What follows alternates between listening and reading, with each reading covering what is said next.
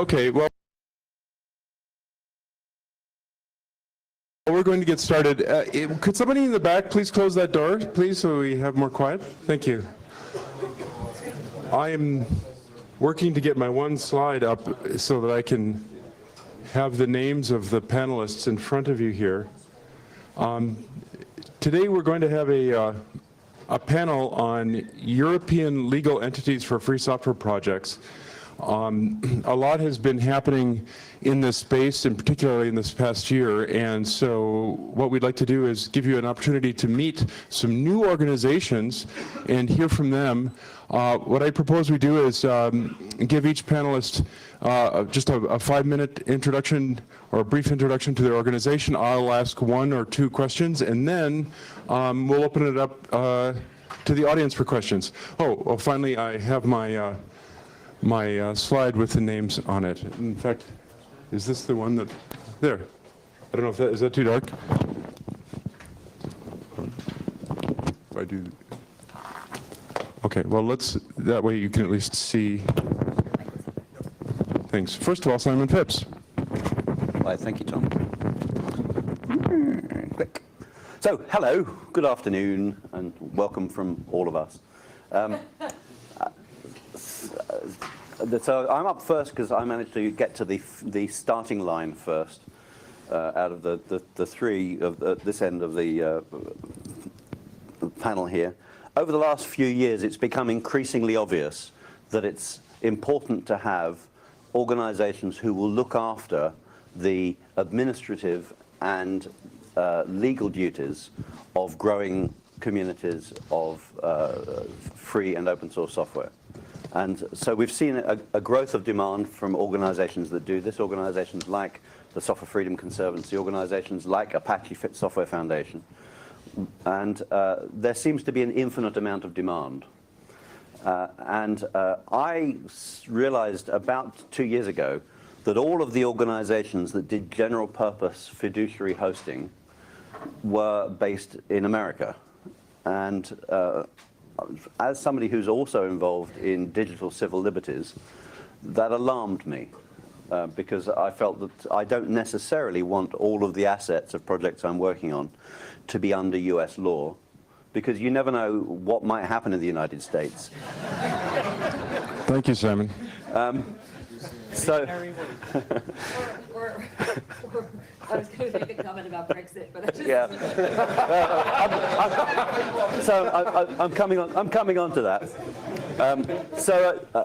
I started throwing the idea around, talking about there being a European fiduciary host. Now, by fiduciary is an English word that means to do with good faith.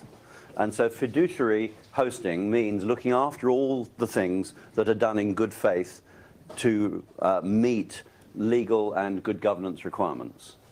And so I started thinking about how one would create a fiduciary host in the UK. I did some research. I found out in the UK about a thing called a community interest company, which is a not-for-profit but not charity organization. And I decided I would start a fiduciary umbrella in the UK to serve Europe. At the same time as I was doing this, Moritz was doing the same thing, and Michiel was doing the same thing, and we hadn't bothered. We all know each other. We'd forgotten to mention it to each other. And so we've all 3 gone ahead and created organizations. They are quite different from each other in character. So public software is a term that I didn't actually coin it. I've not found out who coined the term public software. Public software is a term to avoid the need to decide whether you're going to say open source or free software. And it means software that has got the software freedom included inside it.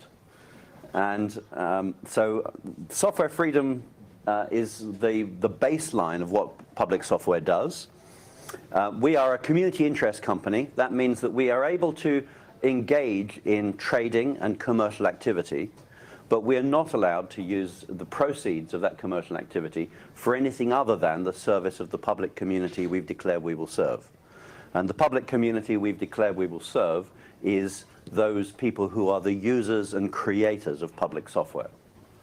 And so we have the same constraints on us as would be on a charity, but we don't have the ability to recover tax benefits. And that's probably the largest difference between us and everybody else.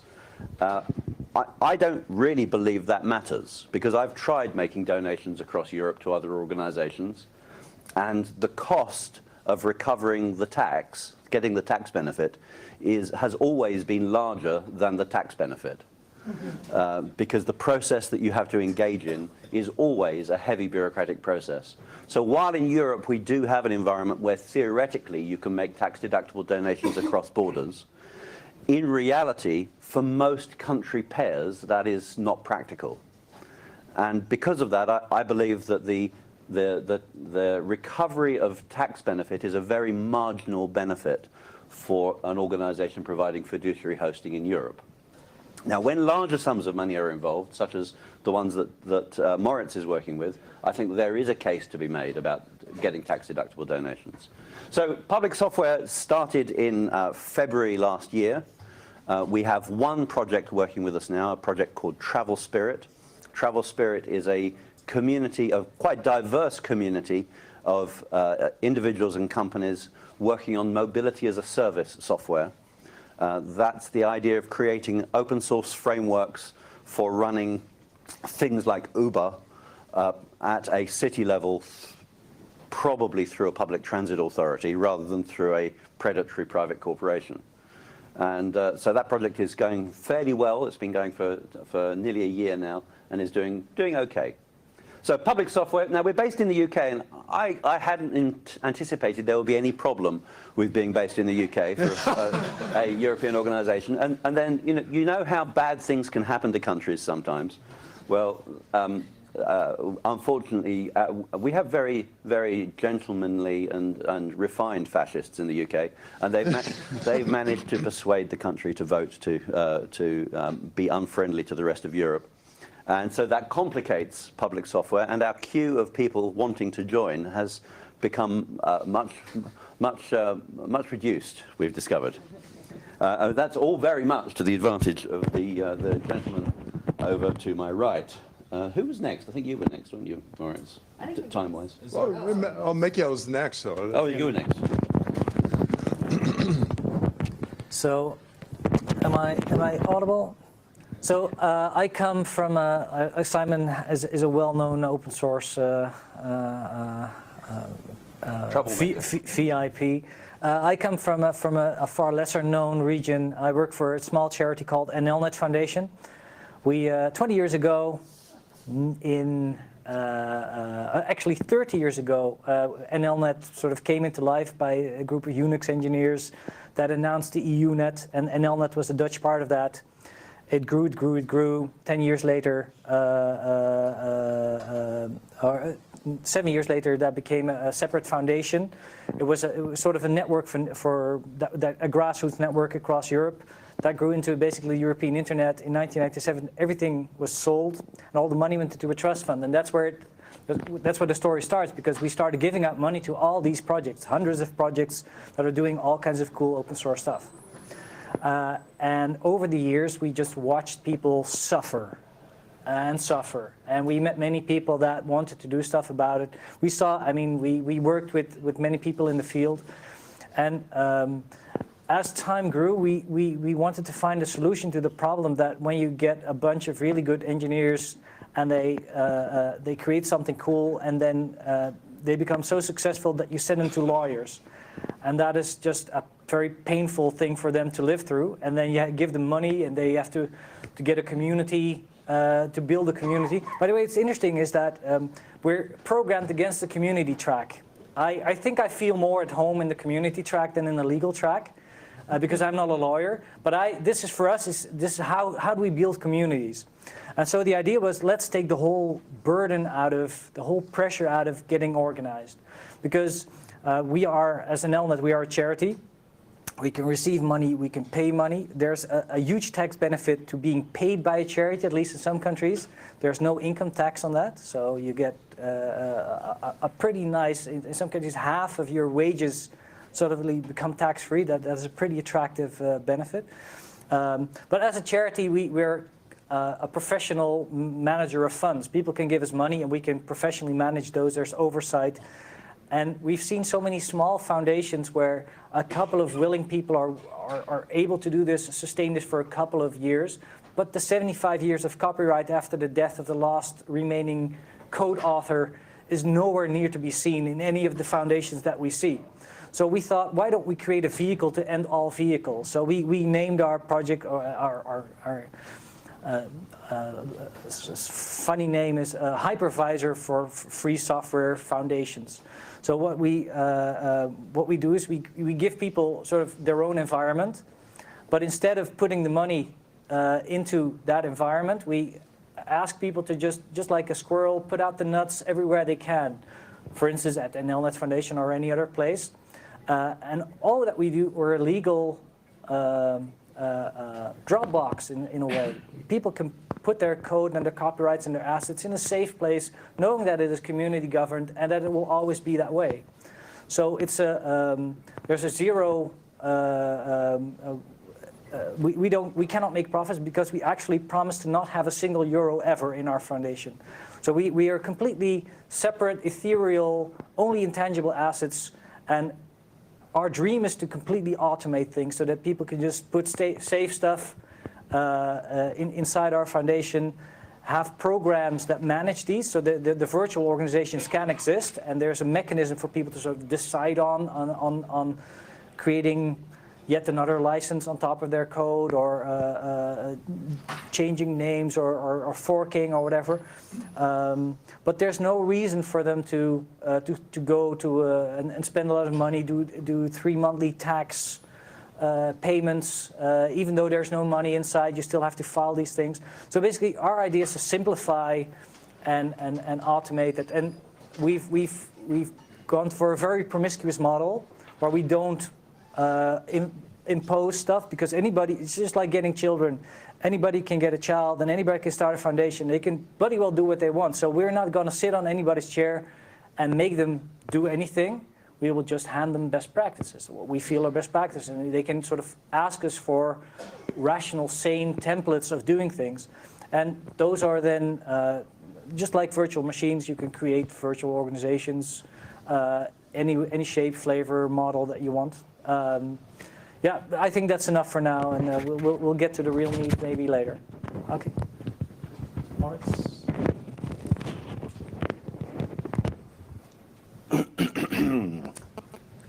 Hello, I'm Moritz. I was active in the kind of free software space, mostly in the internet, what's the so-called internet freedom space. And in 2013, I joined a foundation called the Renewable Freedom Foundation. It's a charity in Germany. And the mission of the Renewable Freedom Foundation is to strengthen and defend civil liberties in the digital space. So I began in 2013 together with people at the foundation to come up with a concept of what the foundation would actually be doing. It was set up in 2012 by a Bavarian newspaper publisher. So he set aside some of the money that he's been making. We are not officially affiliated with the newspaper. We are sort of affiliated with the founder, the current publisher, the publisher of that newspaper. And in 2014, I took the guy who was back then running the foundation to roughly 40 events to introduce him to many projects, different communities in the space of open data, new journalism, kind of whistleblowing, and of course the whole space of technology that I was familiar with. And over time, the foundation was meant to give out funds, so quite similar to an LNet, but on a smaller scale. And we kind of positioned ourselves as an intermediary. So what I noticed very quickly that there's a lot of funding potentially flooding into the internet freedom space, and that it can be quite damaging if you don't handle it the right way. If you're naive and you take that money, you're going to end up with a broken project and a broken community. So my stance always was that we have to address this. A lot of people and a lot of projects that I talk to, they want money, They want to grow and think that money can be an enabler for that. I am very skeptical about money in the space of these very enthusiasm-driven efforts in the human rights space. But of course, there's a valid point in saying that you have to have something to eat. You have to have some kind of stability in your life that you can continue doing what you want to do. So in being a funder, you can interact with other foundations that do grants. And I help people write their grant applications, and I was able to kind of explore the space of potential funders that fund with a human rights angle. So I participate in a lot of human rights conferences where the digital does not play a big role, not as big as it will become in that space because of all the stuff that is happening there with targeted malware attacks against activists, journalists, surveillance, and all these topics. And I build bridges between a lot of different communities. And so most of what I do is just listen to where the people are, what their problems are, and to see who I can point them to or how I can help them with their current efforts. And at the same time, since we've been handing out a bit of money, the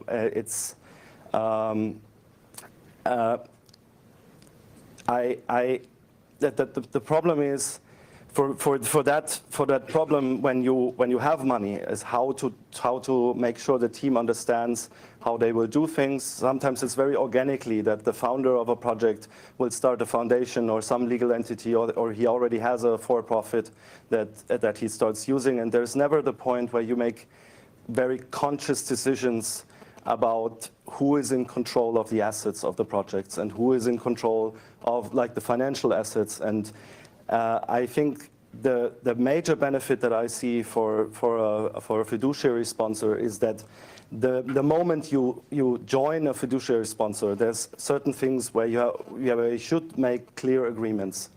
And this is the point of realization within the community around the project of what their needs are and how to protect those needs and the communities. And that led me to, I can host some things at the foundation, but it's not that straightforward. So we have been hosting a couple of bank accounts for some projects to hold some of the funding. And in March, we started developing this, the Center for the Cultivation of Technology. We registered it in October. So it's a really recent development. We are now organizationally ready in the legal sense to be active. Our legal form is, we're based in Germany with the company. The company is fully owned by the foundation, which is a charity, but the company itself is also a charity. But it's a limited liability company. It's a GmbH in Germany with the charity status. So it's a gemeinnützige GmbH. It can do for-profit activities. So when projects want to engage in minor for-profit activities, that's possible.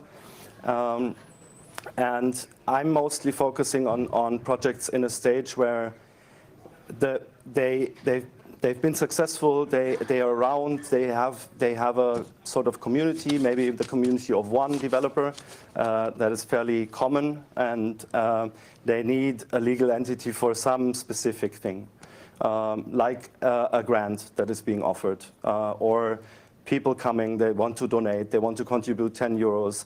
The project is not going to actually benefit from the 10 euros that much. But if there's some bank account somewhere where there's little complexity, they can fill it up and use it for hackathons or for a bit of travel. So very light involvement. And on the other hand, all the projects in the internet freedom space where there is this NGOization, there is this movement to getting funding. And actually, the first project that I didn't even had on a mental map. We're now, the first project that we're taking on is a European Commission-funded consortium, and we are one of the partner organizations in that consortium. And I think that's a very good example because they expect to be a limited liability company. They want usually consortia to exist of like university partners and some for-profits. And the traditional for-profits that are part of these research efforts usually file patents, do some proprietary stuff that never sees the light of day because it's just to get the money out of the European Commission funding flow. We fill the need there because we can add, we will be responsible for a work package that integrates the research into open source and into an existing open source application. So my focus, I think we're very much complementary. I think it's perfect that you exist and you Well, try. let's talk about comparisons afterwards, after everyone's had a chance to give an introduction. Just one last point is that we want to get the financial stuff right. We want to make it easy that people can see how much money they have in their accounts, do some budgeting, bookkeeping, make it very easy to interface, give us receipts, and invent something that is scalable across many projects and that can be used in various different entities to handle the management of 50 projects or whatever. In a non-profit environment. So that's our focus, and we need the work that Michiel is doing at the Commons Conservancy because he's detailing out all the decisions that the projects have to make before they reach the point where they can come to us and say, okay, give us a bank account.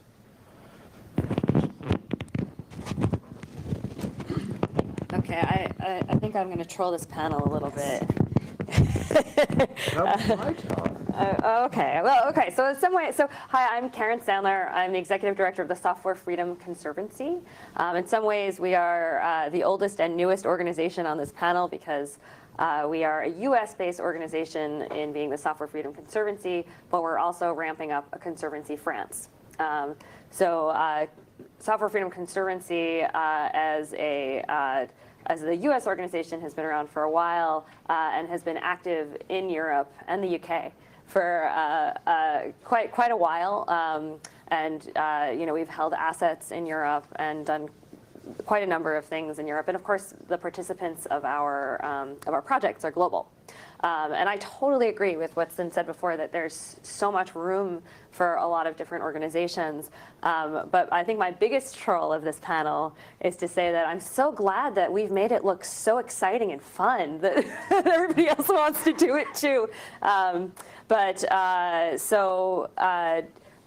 I would say that these problems are hard, and many of the things that you're hearing are true of our organization too. We are the home of over 40 free and open source software projects, including Git, Samba, Wine, Inkscape, Selenium, PHPMyAdmin. The list goes on. Bro Network Security Monitor.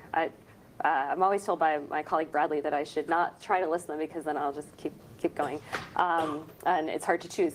We're also the home of Outreachy, which is a diversity program for women and other underrepresented people in free and open source software, and participants are global. There was one round. We do about 90 interns per year who come through our program, and there was at least one round where there was one intern from each habitable continent.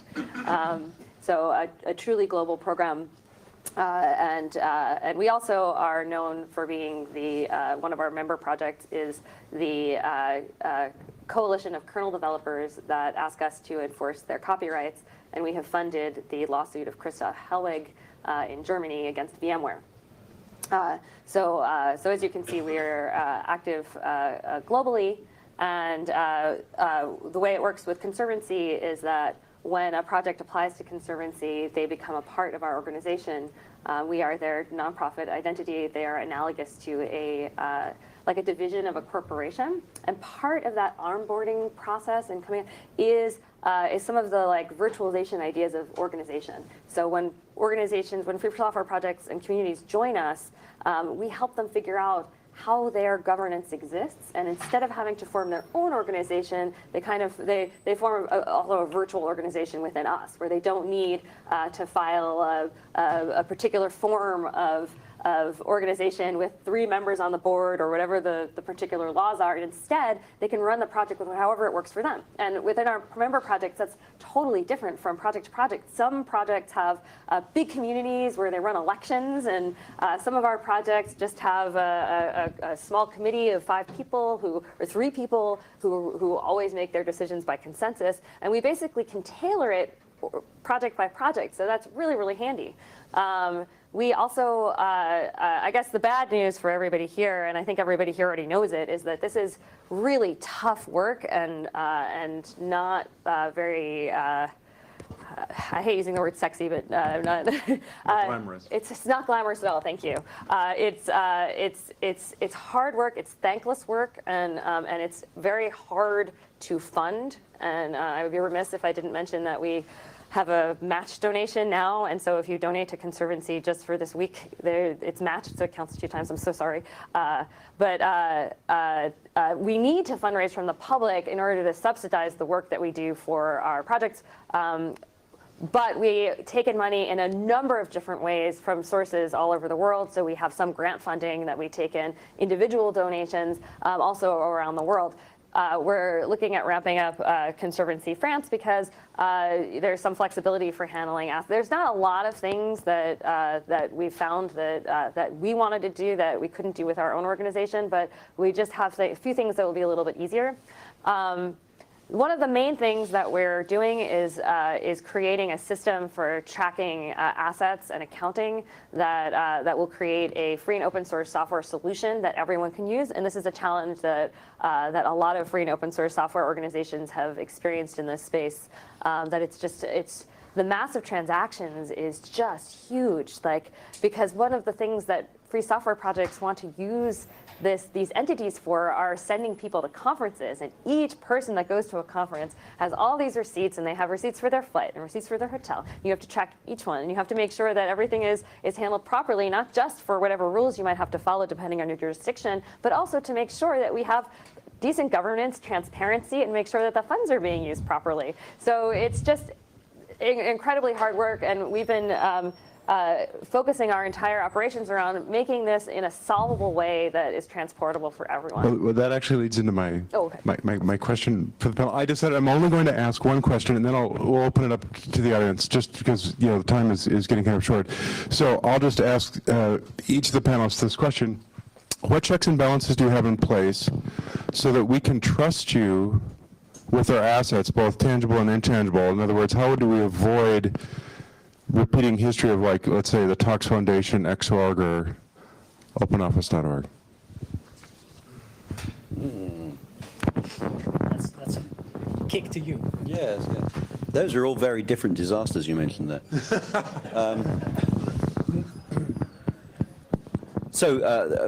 Public software, we are a limited liability company, and we have to maintain accounts like any other limited liability company. We additionally have to file an annual report with the Commissioner of Community Interest Companies in the UK, where we demonstrate that we are continuing to serve our declared community. On top of that, we have one project, and it has quite a low transaction rate because it isn't generally sending people to conferences at the moment. So at the moment, we have a public, an open ledger that anyone in the project can see. That is available for all of the participants, not just the formal participants who signed the contract, but any of the project participants to look at. And they can see exactly what assets we hold. We hold all their domain names and their trademarks for them, and they're in the register. And then we also hold all of their funds, and we identify all of the deductions that have taken place from their funding. So that is all transparent. I would say that the main check is that transparency, and the main balance is the fact that we have a public duty which is inspected by the government. So at NLNet, we've been running sort of this same thing internally for about 20 years. So we give away money to people, and they ask for it, in small chunks. And so people have been sending us receipts over and over again. And so this is something that we have a person handling professionally all the time. Every decision that is made is made through a very specific process where all the whole governance body is notified. So if somebody sends in a receipt, then that would be a decision that everybody knows of. And that's an internal mailing list for each project. Wow, so what is the volume of that? We're just starting, and we're not sending lots of people out on trips as well. So, but and it would just be for the program, for each program, right? So not for every program to receive all the traffic from other programs, but just from the 5 people, 3 people working inside a project. So that it's an open book. So our guarantee is that when we focus more on the larger, say you want to do somebody has to build some really boring testing infrastructure, and he has to be working on this for 6 months, and the community decides to pay up for that particular bit, they apply for a grant with us. And then the whole process is handled like it would be a normal grant. So we do all the checks and balances for the project to make sure that it's stable. And then the project is called saying this is what we've arranged with that person or that company or whatever. So yeah, first the professional management is really important. And as regards to the assets, basically everything that's donated to us is sent through. Again, to this decision mailing, so incoming traffic is just, there's an oversight and there's a stack of things so that you can just always look at it. It's a write-only mechanism. All our legislation and so on, it's like not a blockchain, but a blockchain-like idea where you can only tack on new versions of new things. So, yeah.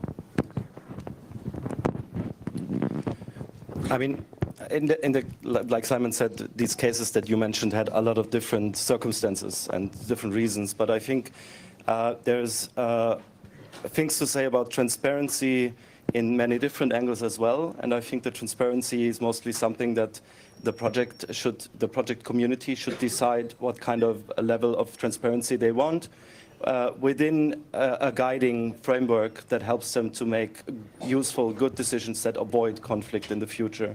And I think all these examples are more a problem of bad governance models or bad adoption of structures within those communities rather than a question of transparency. In these cases that you mentioned, transparency wasn't the issue. And I mean, we are a limited liability company in Germany. There's some public filings that you have to do as a limited liability company. There's public filings in the sense of the charity status, so you have to file an annual report. And the difficulty we have is that the stuff will happen in German. The interactions with the government entities will happen in German, and we will make some effort to translate that. So an annual report will be published in English that is very near to the requirements of the German government. And I've been suggesting that we use the Form 990 that is used in the US as a template of something that we don't file anywhere because we're not under the jurisdiction. But I think for anyone who is familiar with the 501c3s can then look at, because basically the numbers and the details and the narratives in the 990 are close to what we have to file anyway. So why not use the form and produce something that is very similar to that? So that's the minor thing about transparency in some sense, but I don't want to speak for the projects that use us. For example, the European Commission funding, there is SAP in the consortium. They have some non-disclosure stuff happening. They do some proprietary stuff that we're not even concerned about. So we will have to find the right balance there, cut out the stuff that, but that's kind of the decision in the consortium and the decision that we have to make as far, how far do we want to go, but we're not there yet. So I cannot really comment much on that. I have to say that's so exciting that you're, I'm so surprised and excited to hear that you're thinking of using 990 as a template for information elsewhere, because we've been working on nonprofit accounting towards having just the accounting system generate the 990. So if that's useful in other places, that's even better. Like, it's just that there's like simple manipulation of assets that you can script, and so it should be easy to make Form 990, not something that takes weeks and weeks. So so we're working towards that. For us, as far as oversight and assurance that we're doing what we should be doing, we have multiple levels of that. We have an evaluations committee that evaluates that projects that come into Conservancy are a good fit for Conservancy and that they meet our standards. Then we have an intake process where each project is helped with their governance. And like Moritz was saying, we tailor all of these things for the projects. They may decide to do different things, but they all have to meet a certain standard, and we have to be sure that there's not going to be any undue influence by any one company or some other kind of control that we wouldn't be comfortable with in a free software project. We have a board of directors which oversees all of our work, and we have a charitable mission that we have to be accountable for. Having an organization like one of ours participate with the free software project means that there's a kind of an outside party, which means that when there are kind of like inappropriate things suggested, people tend to be a little more sheepish, and there's a third party that somebody can contact. A whistleblower can sort of say, "Hey, you should look into that transaction because I feel uncomfortable," and it's no problem. And at the same time, when you have problems that happen in some of the examples that you mentioned, where you have like we don't have to worry as much about not filing things or getting things in time because we're doing it in a consolidated way. So all of that stuff seems to really help. Okay, well, that's really great. We have about 5 minutes for questions. So does anyone from the audience have a question for the panel? Well, hello, my name is Reinhard Mutz, and I'm the first elected president of World Privacy and Identity Association. I have a question to Moritz. We are located in Graz in Austria, and we just associated, and what we want to do is we want to set up a trusted service provider, which means that we will deploy certificates for free. We found that we need 3 organizations to operate successfully. One is our association, one is an incorporated company, and the other one is a cooperative. All 3 are owned by our association. And my question to you is, will you support us, or can you support us to start? So the backstory, in 2011, I started a nonprofit, and that grew into a network of nonprofits, which are 20 organizations in 14 countries. And that's how I became quite familiar with the different structures, the different nonprofit laws, different charity approaches. And that, unfortunately, that it spread that I knew about these things. So many people have been coming to me since then to help them create organizational structures, look into the bylaw stuff and things like that. I think for the rest, we should take that offline. But like I think an important point here for me, legal entities are tools, and they shouldn't become something. For me, you're creating a living organization, and it wants to eat, and it wants to grow.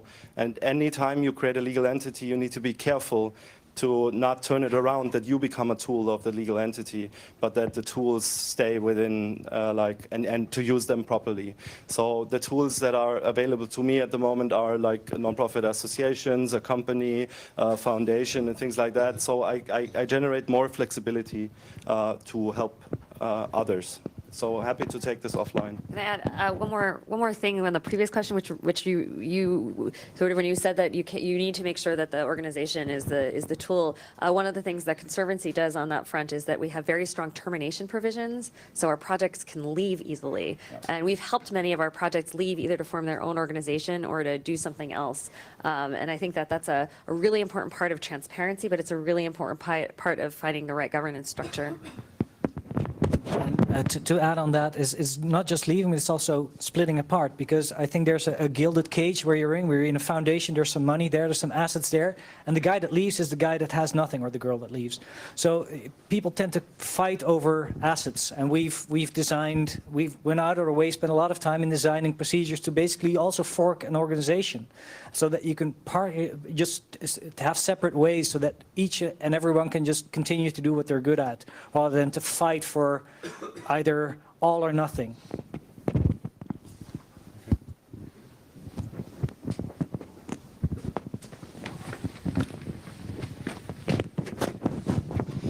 So it was a comment that Mikhail made about people who sign, which leads to this question, which is, to me, I was sort of intrigued by the ambiguous nature. We talk so loosely about projects, but in reality, there are people.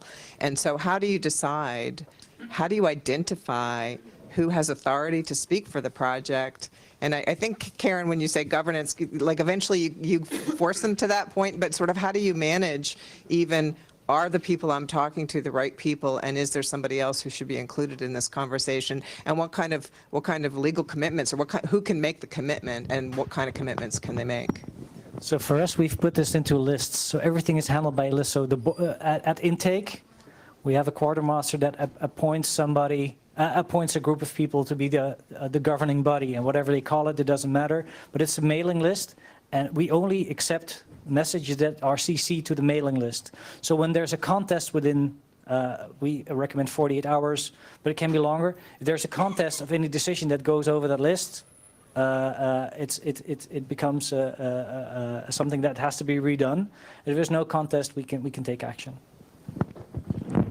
So when organizations join public software, they sign a service agreement with us.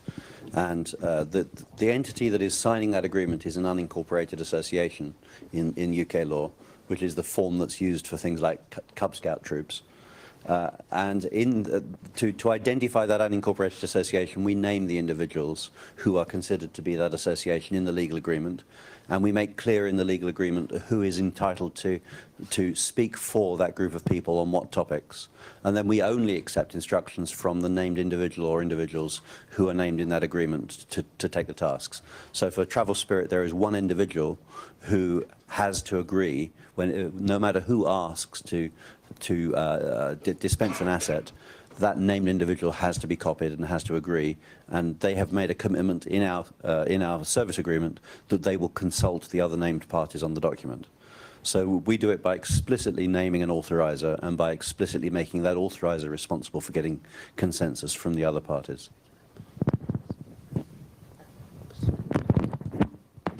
U.S. law comes from UK law, so we have a very similar approach. We have an agreement, and the templates for many of our agreements. We try to be as transparent as possible, so you can look on our website and see an example of it.